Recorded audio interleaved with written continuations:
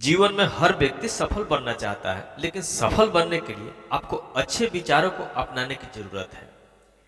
गौतम बुद्ध के उपदेशों से आपके जीवन में सकारात्मक बदलाव आते हैं और इससे आपका जीवन बदल जाता है। यही कारण है कि बुद्ध के विचारों को सुखी जीवन जीने का सूत्र कहा जाता है। सफल बनने के लिए हर व्यक्ति का अपना एक लक्ष्य पहले से ही निर्धारित होता है और वह उसी के अनुरूप काम करता है। लेकिन कई बार ऐसा होता है कि आप जो बनना चाहते हैं वैसा नहीं बन पाते हैं।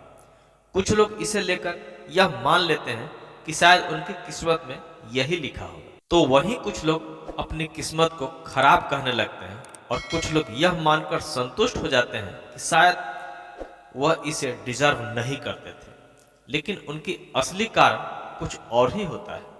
गौतम बुद्ध की इस कहानी से जानते हैं इसके कारणों को। एक बार गौतम बुद्ध को एक सभा में उपदेश देना था।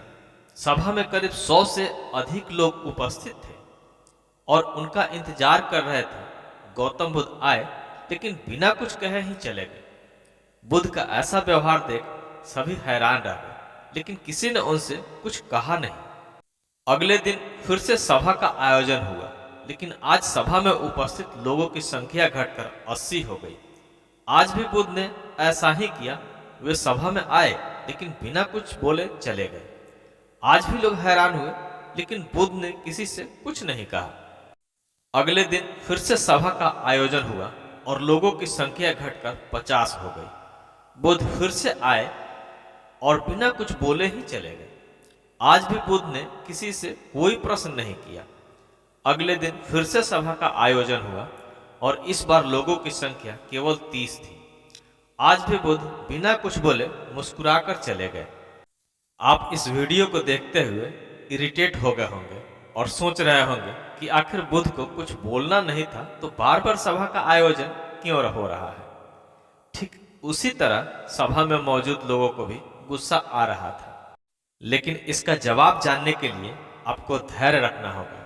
अगले दिन फिर से सभा का आयोजन हुआ और आज सभा में केवल 15 लोग ही उपस्थित थे, लेकिन आज गौतम बुद्ध ने अपना स्थान ग्रहण कर लिया और उपदेश देने के लिए बैठ गए। बुद्ध ने जिन 15 लोगों को उपदेश दिए वे उनके भिक्षु बन गए और इन लोगों ने आगे चलकर बुद्ध के ज्ञान को अलग अलग दिशाओं में फैलाया। एक बार इन लोगों ने बुद्ध से प्रश्न किया कि सभा का आयोजन होने के बावजूद भी आप क्यों कई दिनों तक बिना बोले ही चले जाते थे। बुद्ध ने उत्तर दिया, मैं उन लोगों की खोज में था जो लायक हो।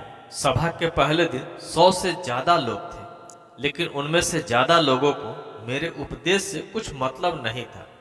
इसके बाद जो लोग अगले दिन आए उन्हें भी मेरे उपदेश से कोई मतलब नहीं था। वो तो केवल इसलिए आए थे क्योंकि वो देखना चाहते थे कि आखिर सभा में होता क्या है। लेकिन मुझे ऐसे लोगों की तलाश थी जो मेरे ज्ञान को जन जन तक पहुंचाए। मैं कई दिनों तक इसलिए बिना बोले चला गया क्योंकि मैं यह देखना चाहता था कि आखिर वो कौन लोग हैं जो सच में मेरे उपदेश को सुनना चाहते हैं और जिन्हें वास्तव में ज्ञान पाने की प्यास थी। ऐसे लोग ही रोज आए। गौतम बुद्ध कहते हैं कि जिनके भीतर धैर्य था उन्हें मुक्ति का मार्ग मिला, और जो लोग जल्दबाजी में थे वो आज घर पर बैठे हुए हैं। बुद्ध कहते हैं कि जिन लोगों में धैर्य का गुण होता है वे जीवन में कुछ भी पा सकते हैं, फिर चाहे आपका लक्ष्य कुछ भी हो। बिना धैर्य के कोई भी सफलता के लक्ष्य तक नहीं पहुंच सकता। आज भागदौड़ भरी जिंदगी में लोगों में धैर्य नहीं है। सभी में जल्दबाजी और शीघ्र अति शीघ्र किसी कार्य को करने की होड़ मची है। लेकिन गौतम बुद्ध बताते हैं कि अपने भीतर धैर्य को कैसे बढ़ाएं। बुद्ध कहते हैं कि निरंतर अभ्यास से हम अपने भीतर के धैर्य को बढ़ा सकते हैं। यानी आप जो भी बनना चाहते हैं उसके लिए धैर्य की आवश्यकता है।